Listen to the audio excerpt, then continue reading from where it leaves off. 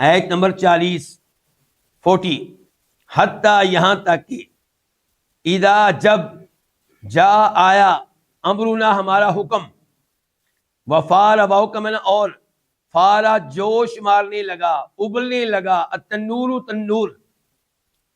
قلنا تو ہم نے کہا احمل تو سوار کر فیہا اس میں کس میں کشتی میں من کلن ہر چیز سے من سے کلن کل جو ہے اس کی تنوین بتا دی کہ یہاں پہ مضاف الیہ محذوف ہے یعنی کہ من کل شیء ہر چیز سے کیا سوار کر زوجینی جوڑا اتنینی دو جوڑا یعنی کہ دو چیزیں سوار کر اتنین صفت ہے کس کی زوجین کی آپ یہ بھی کہہ سکتے ہیں تو سوار کر اس میں ہر چیز سے زوجینی دو قسمیں اتنینی دو وَأَهْلَكَ اور دوسرے نمبر پہ کس کو سوار کر اپنے اہل کو الا سوائے اس کے الا من سوائے اس شخص کے کہ سبق علیہ جس پہ سبقت لے چکی جس پہ طے ہو چکی القول بات ومن اور جو ایمان لے آئے ہیں ان کے ان کو بھی سوار کر وما اور نہیں آمنا ایمان لایا معاہو اس کے ساتھ اس کے ساتھ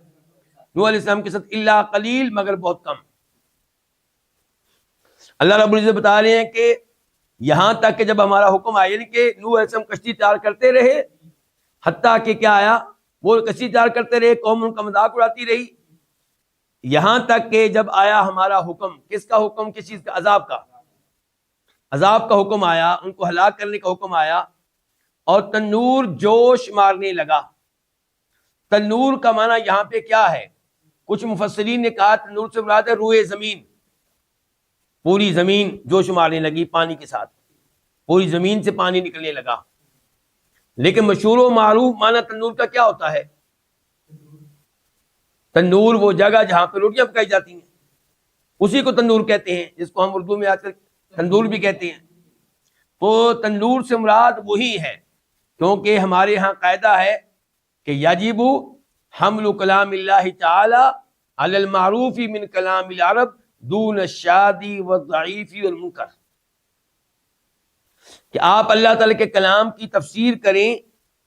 اس معنی کے مطابق جو عربوں کے ہاں مشہور ہے اس معنی کے مطابق نہیں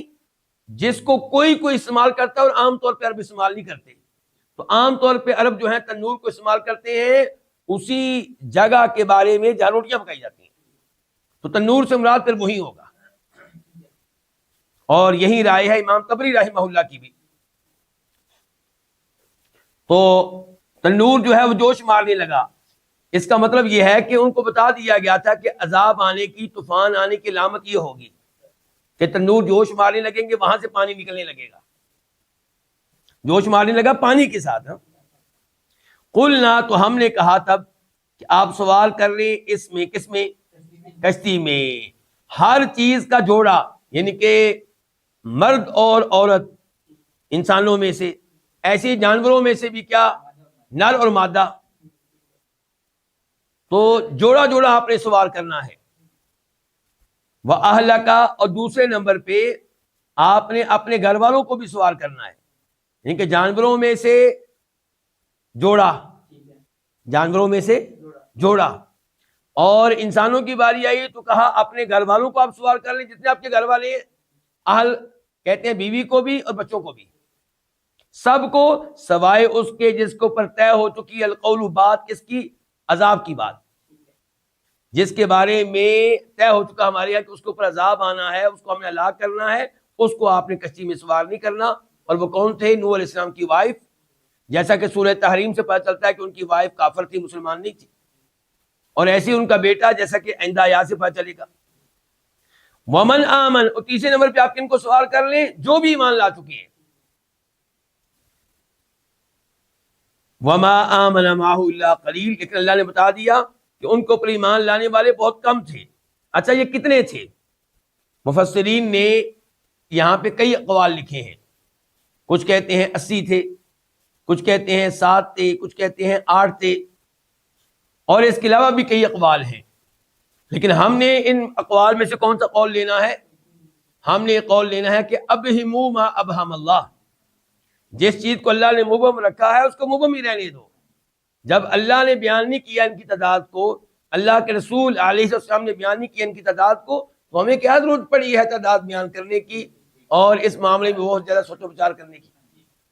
اگر اس میں کوئی فائدہ ہوتا تو اللہ تعالیٰ ضرور بیان کرتا ان کی تعداد کو۔